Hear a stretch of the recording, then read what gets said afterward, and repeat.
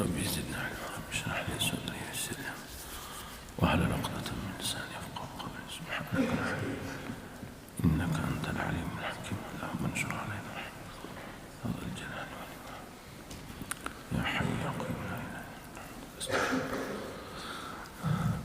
أعوذ بالله من الشيطان الرجيم بسم الله الرحمن الرحيم الحمد لله وحده والصلاة والسلام على من لا نبي بعده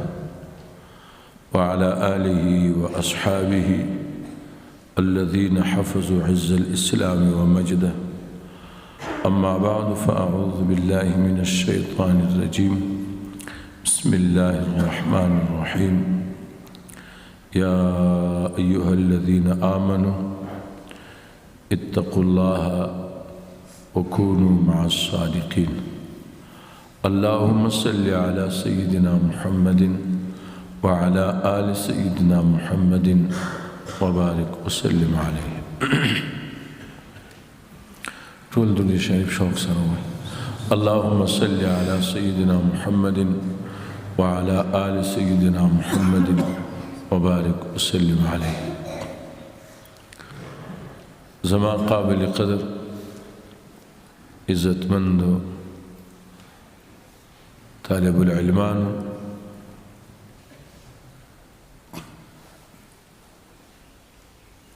تاس خدمت کی مانا قرآن پاک یو آیات مبارک تلاوت کا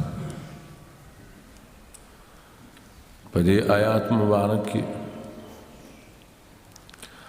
اللہ جل جلالہ د ټول انسانانو او بیا خصوصا د مؤمنانو او مسلمانو انسانانو درې خبرې د دنیا او د آخرت ته کامیابی بیانوي د کامیابی معیار هغه وی چې د هغې رهنمایي الله جل جلاله وکړي د کامیابی معیار هغه وی چې هغه رهنمایي رسول الله مبارک صلی الله علیه وسلم وکړي په دې آیات مبارک کې اوله زینه اوله مرتبه د سعادت او د نیکبختي بیانولی شي چې هغه ایمان ده دوهم د سعادت او د نیکبختي زینه او مرتبه حصول التقوى او درېمه زینه او مرتبه د سعادت او د نیکبختي هغه د صلحاو د نیکانو د صادقینو صحبت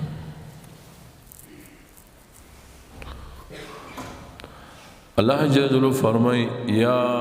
ایها الذین آمنوا ایها کسانو ستاسو ایمان راوړی نه نو الله جل جلاله اول نعمت ایمان ذکر کی ایمان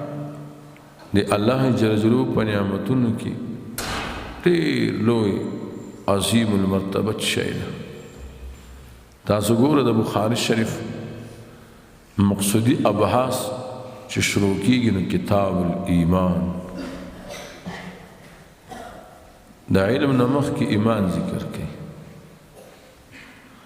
د عبادات نمخ کی ایمان ذکر کی د معاملات نمخ کی ایمان ذکر کی د ټول شریعت ابتداء امام بخاری رحمه الله په کتاب الایمان کی نو اول کتاب د بخاری شریف کتاب الایمان بیا په ایمان کی نهایت اهم شی عقیده توحید او د بخاری شریف اخیری کتاب او کتاب التوحید کتاب ورد علی الجهمیه وغیرهم التوحید. نو امام بخاری وایي چې ایمان ډیر لوی نعمت ده او بیا د باقي اعمال چې د ایمان او د توحید په منځ کې بیا د اعمالو مرتبه ډېره پورته کېږي. ایمان دا د الله تعالی او د بنده په منځ کې یو خصوصي راز ده، یو سر ده.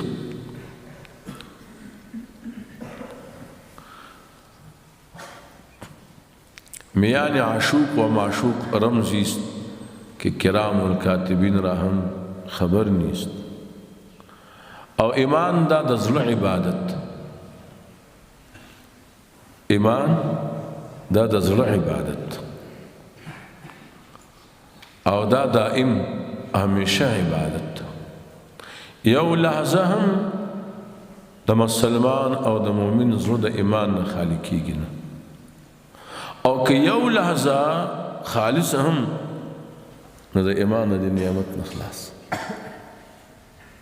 نو ایمان داسې یو لوی نعمت ده چې خدای پاکي چاته ورکړي نو لا یو لحظه یو منټ یو سکند دپاره هم نه ونه لرې کېږي، او که لرې شي لاړ د اسلام نه ووتل. او ایمان دا د زړه عبادت ده او زړه د ټولو اندامونو رئیس ده. که ایمان څومره قوي و څومره مضبوط و، په ایمان کې څومره عشق د الله جل جلاله او عشق د محمد رسول الله صلی الله علیه وسلم موجود،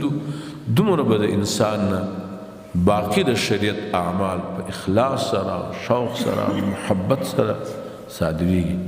الله تعالی د هر توفیق خیر ورکړي او د هر توفیق اسباب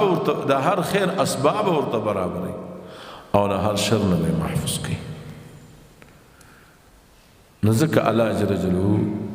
اول هغه زینه د سعادت ایمان یاد. یا ایها الذین آمنوا، ستاسو ایمان. نو ایمان عظیم المرتبت نعمت.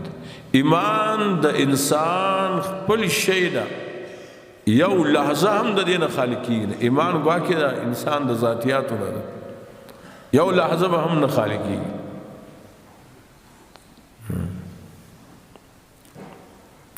نو الله جل جلاله اول خطاب د دې کې یا ایها الذین آمنوا یو عجیب تعلیم ورکوي، مونږ ته ترغیب راکوي، متوجه کوي چې دا ټول شریعت باندې عمل کول اسانه دي کلم چې ایمان مضبوط شي. په ایمان کوشش وکړي، ځکه د باقی شریعت د قبولیت دپاره د رفع درجې دپاره ذریعه ایمان ده. الله تعالی دا تعلیم موږ ته راکوي چې تاسو سره ایمان ده، تاسو مؤمنان یې او ما درته نعمت ته ایمان درکړی ده. ایمان نعمت مې در باندې لورولی ده، فلهذا تاسو کې یو انرژي ده، یو طاقت ده، باقی شریعت باندې عمل کول تاسو ته اسانه دي، هیڅ مشکل نشته. طاقت ده تاسو کې. یو سړی پهلوان هغه ته کشتي مقابله کول اسانه، او چې کمزور یې پهلواني نه وي زده نشي کولی. نو الله تعالی وایي یا ایها الذین آمنوا، تاسو ته ما نعمت ته ایمان درکړی مؤمنانو، نو تاسو ته په ټول شریعت باندې عمل کول اسانه دي، د شیطان سملول درته اسانه دي. او دې خبرې ته اشاره ده چې تاسو ماته نږدې یې، ځکه نورو مسلمانانو مؤمنانو ته ما خطاب په خپلو کتابونو کې او یا په قرآن پاک کې د قوم په نوم کې یا بني اسرائیل، اے بني اسرائیل، اے د شعیب علیہ السلام قوم، اے د صالح علیہ السلام قوم، په قوم یادو یا بني اسرائیل. تاسو ته زه قوم نه یادو، تاسو ته زه وایم یا ایها الذین آمنوا، یو ډېر خوږ د محبت خطاب تاسو ته کوم. چې زمونږ او تاسو منځ کې د ایمان په منځ کې بل حائل نشته تاسو مؤمنی او زه مؤمن به یم تاسو دپاره تاسو محبی او زه محبوب یم او د ایمان ما او تاسو منځ کې راز د راز دا د عشق راز د محبت راز ده میان عشوق و معشوق رمزیست که کرام الکاتبین را هم خبر نیست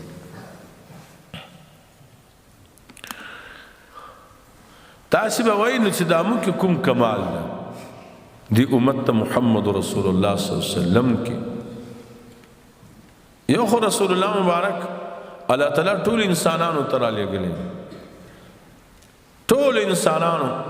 پیغمبر ده دا خو علمي خبره ده د دې وجه نه یا ایها الذین آمنوا وایي یو نکته علماو بیان کړې ده وی هغه د دې وجه نه چې د امت نسبت ډېر غټ ده د امت نسبت محمد رسول الله صلی الله علیه وسلم ته کېږي دا د چا امت ته د محمد رسول الله صلی الله علیه وسلم او د پیغمبر مبارک مقام او مرتبه عظمت شان په ټول انبیاء کې ډېر لوی ده خاتم النبیین ده کمال او تمام د ختم نبوت په دراغله کمال او تمام د نبوت تسلسلی په دراغله د نبوت د عظیم شان بلډینګ او دا کور د دې اخیری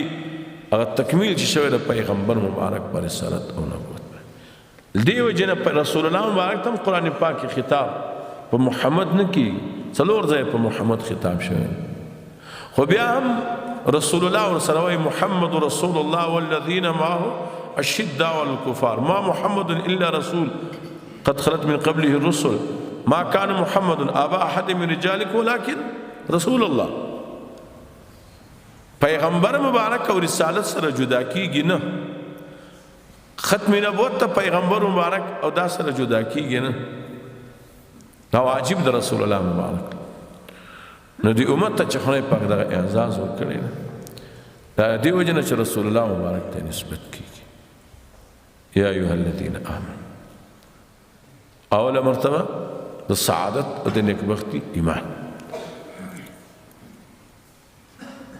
حضرت سیدنا امام ابو حنیفه رحمه الله نور الله مرقده وی چې دنیا او څه چې په دې دنیا کې دنیا کل المخلوقات ټول مخلوقات دنیا تاسو ما بخاری شریف کې ویل مع الارض كل المخلوقات طول مخلوقات من الأعراض والجواهر قبل دار الآخرة دي الدنيا كدا دنيا وما فيها دا يوچاشي الله تعالى دا غي مالك وګرځي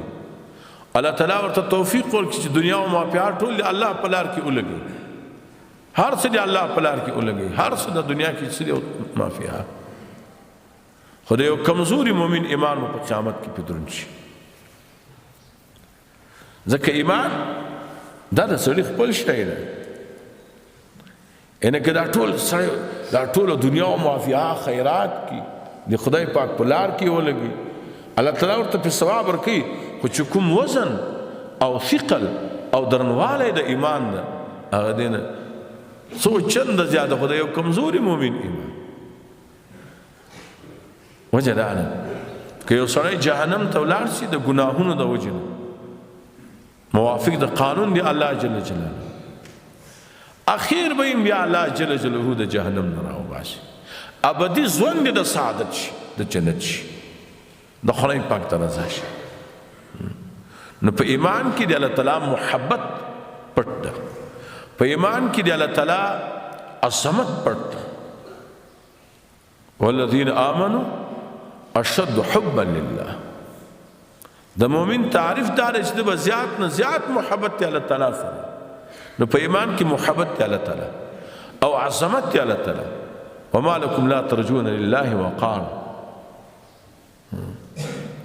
نو د خدای پاک د محبت حق داده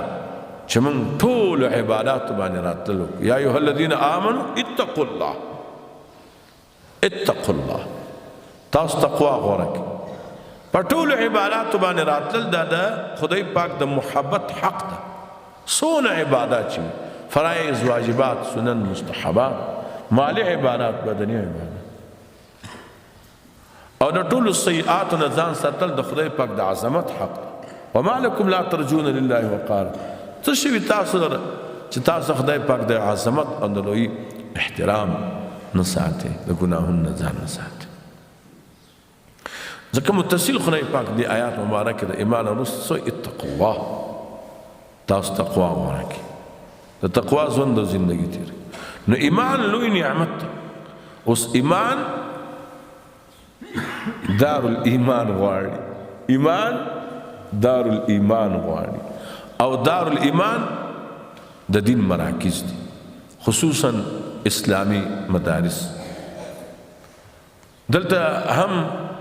د سړي ایمان حفاظت کیږي هم د ایمان ترقی کیږي هم ایمان متجلا منور ګرځيږي ځکه دار الایمان او مدرسه دار التقوا ده دلته با یو طالب العلم عبادات زده کوي علم کې به راوړي او بیا به ور باندې عمل کوي العلم بلا عمل سقيم والعمل بلا علم العلم بلا عمل عقيم والعمل بلا علم سقيم إذا وجد فهذا صراط مستقيم دواړه ضروري دي علم هم ضروري ده او عمل هم ضروري ده امام شافعي رحمه الله ته خپل استاد امام محمد بن حسن الشيباني نصيحت کوي اے شافعي اجعل علمك ملحا وعملك دقيقا علم دی مالګه وګرځاو او عمل دی وړو وګرځاو ان کې علم لګي وي او کډیر وي عمل به ور باندې کې مونږ یو مسله په ذهن کې راځي مونږ فرض ټول عمر مونږ کوو خو لیکن په عمل کې مالګه د علم پکار ده هر هغه عمل چې د قران او سنت زموږ د شریعت برابر نه قابل قبول نه چې په وړو کې مالګه نه څومره بد خوند کوي هیڅ مزه نه کوي او بې مالګې وړو خوړل د مریضانو خوراک دی نو د دې وجې نه علما فرمایي چې علم بغیر د عمله دا عقیم د شند ده بالکل او کوم عالم چې په علم باندې کوم طالب چې په علم باندې عمل نه وي قرآن پاک کې د بے عمل عالم مثال د خرور کړی مثل الذين حملوا التوراة ثم لم يحملوها كمثل الحمار او ابلد الحيوانات هغه خر دی اوس ګوره لوی مفسر به وي لوی محدث به وي لوی فقيه به وي او چې عمل دی نه پی د دې مثال پرانا کستا ظاهر اگر کده انسان د خود حقیقت په اعتبار د عمل په اعتبار د باطن په اعتبار ابلد الحيوانات دخلكم کار صادری کما قلتو تا علم بزائش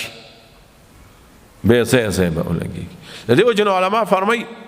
سو کوم طالب علم چې په علم عمل نه کوي نو یا په طالبي زمانہ کې مرسي شباب په ځواني کې به مرسي چې په علم عمل نه کوي او ګناهونو اجتناب نه کوي او یا به علم الله ورکی خو علم به ضایع شي وای ولی د عمراو د سلاطینو د مالدارانو خلکو په دروازو کې بلان پاس کیږي هغه چې سوای کروای ک ناروای دی ورته و ډیر خوای به خدا فتوا کې راغلی دي ضایع شي خرڅ ک علم او کسو کوم طالب العلم یا عالم بالفرض والتقدير په علم عمل نه کوي نو درېمه سزا ده چې الله به په قسمه قسم متنوع بلایا او مشکلات او مصائب کې گرفتار کی دې ته بنې اخلاص چې دین خدمت وکم دې ته به نه اخلاص چې زه مدرسه کې درس او تدریس وکړم یا بل د دین خدمت یا څونه چې دین خدمت دی. نو مدرسه دار التقوا. د عالم دیوبند د هغې په حالاتو کې راځي چې د دې چپړاشي نه ونیسه دربان نه تر شیخ الحدیث پورې به ټول صاحب نسبت اولیاو. صاحب نسبت ولی هغه ته وایي چې هر څه د الله دپاره هر څه د الله د دین دپاره په هر څه کې د الله رضا مقصد.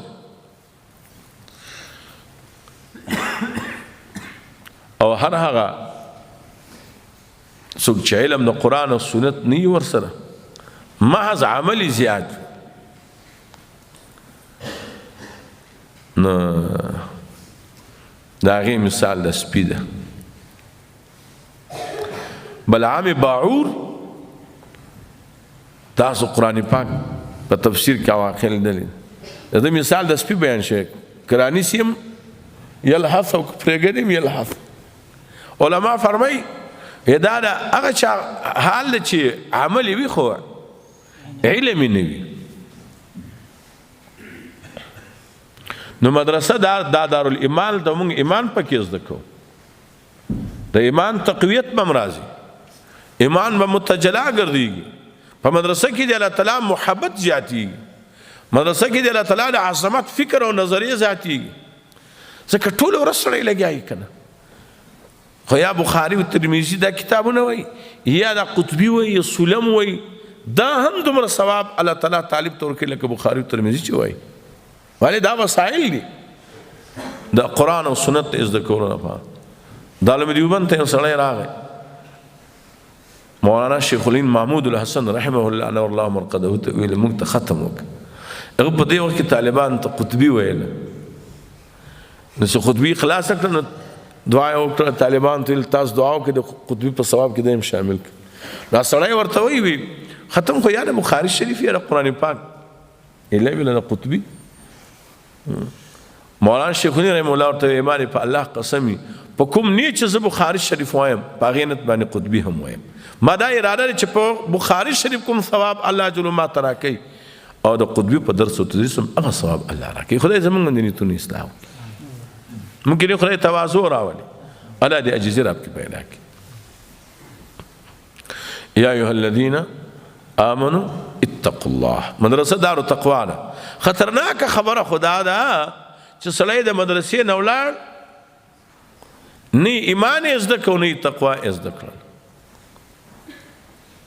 دا دونه زیات مصرف چې په دې مدرسه کې کېږي، استادان راځي او مدرسې لنګر لګېږي. دا خاص د دغو دوه خبرو دپاره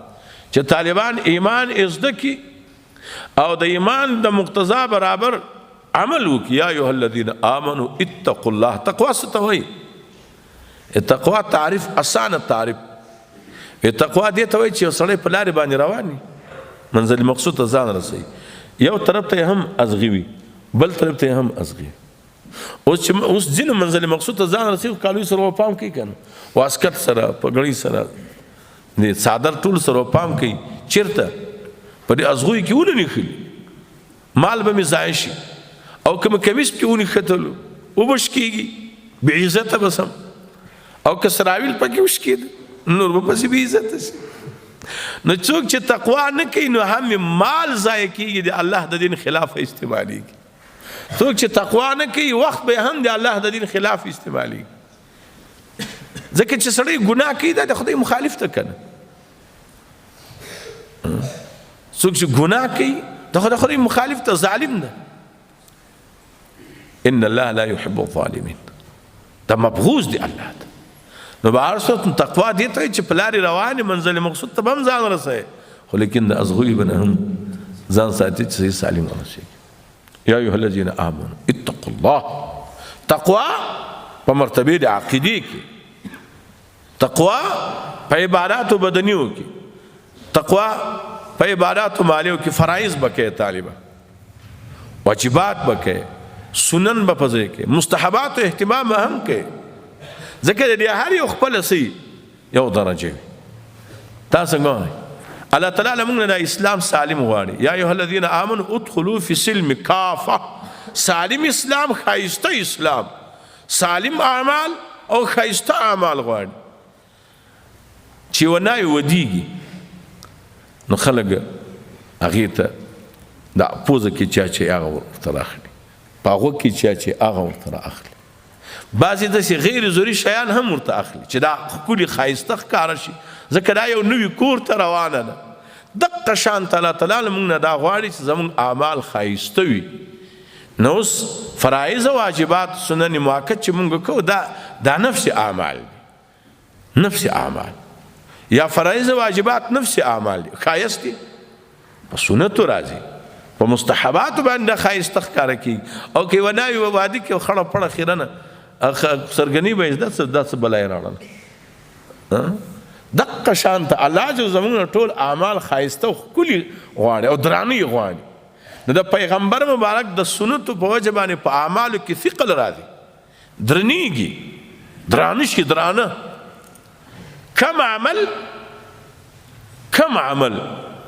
ثقل چې زیات نو خدای ډېر اجر ورکوي، ډېر ثواب ورکوي. د پیغمبر مبارک 2 رکعاته مونځ کوم ثقل او درنوالی چې ده د دنیا اولین او آخرین چې را جمع شي هغه ځای ته نه رسېږي. ځکه د پیغمبر مبارک علم هم ډېر زیات. الله تعالی اوتیت علم الاولین والآخرین. دقه شانته پیغمبر مبارک په اعمالو کې چې کوم اخلاص ده نه اولینو ته حاصلو نه وروستنیو خلکو ته. 2 رکعاته د پیغمبر مبارک دونه دروند شي. په هر صورت یا ایها الذین آمنوا اتقوا الله، تقوا وکړئ. تقوا په مرتبه د فرایض کې ډېر طالبان فرض مونځ نه کوي، ډېر طالبان د جمع اهتمام نه کوي. نه، څنګه علم مقصد ده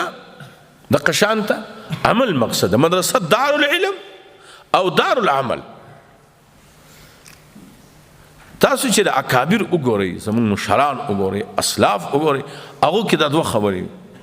علم یې هم ډېر په اوچته پیمانه او عمل یې هم ډېر په اوچته پیمانه. او سیدنا امام ابو حنیفه رحمه الله نور الله مرقده متعلق چې راځي، علم څومره زیات علم الله ورکړی، څومره لوی علم الله ورکړی. 12 لکه 80,000 مسائل جزئیه د قرآن او سنت نه مستنبط کړي. علم په دې انداز، خو عمل هم ډېر په اوچت معیار باندې، ډېر په اوچت معیار. ابرز مې یو کتاب کتلو، په امت کې 3 کسان تیر شوي چې قرآن پاک په 2 رکعاتونو کې ختم کړی دی. 2 صحابه دي او یو تابعی دی. حضرت عثمان بن عفان رضی الله تعالی عنه عصیدة الشهداء على عصیدة السماویہ على عقیدة التحویہ د مفتی رضا الحق صاحب دامن برکاتهم الله علیه کتاب نه، ډېر بهترین کتاب نه. زموږ مولانا عبدالحی صاحب ته ما ویل که دا پښتو باندې ترجمه سي 2 جلده کې ده، او موږ مدرسې وال کوشش وکړو کتاب زموږ لپاره ډېر د سعادت او نیکبختي ځای، ډېر بهترینه شرحه ده د عقیدة التحویہ اردو کې ده. ما راوړی و راکړی و. د هغې کې لیکلي چې 3 کسانو په 2 رکعاتونو کې قرآن پاک ختم کړی. یو حضرت عثمان بن عفان رضی الله تعالی او بل حضرت تمیم داری رضی الله تعالی او حضرت سیدنا امام ابو حنیفه رحمه الله نور الله مرقده. نو علم په هغه انداز باندې امام ابو حنیفه رحمه الله خپل زوی ته حمات اے بچونی یا بنی اے بچونی په دې ځای کې ګوره ګناه ونه کې، په دې ځای کې ما 6,000 واره قرآن پاک ختم کړی، 6,000 واره مې قرآن پاک ختم کړی. د اسلاف چې تاسو وګورئ او چا هم چې د دین خدمت کړی ده، هم د علم پیمانه خدای پاک ورته زیاته کړې ده، هم د عمل پیمانه ډېره زیاته. او مدرسه چې شی ده دار الایمان، دار التقوا، مدرسه دار العلم او دار العمل.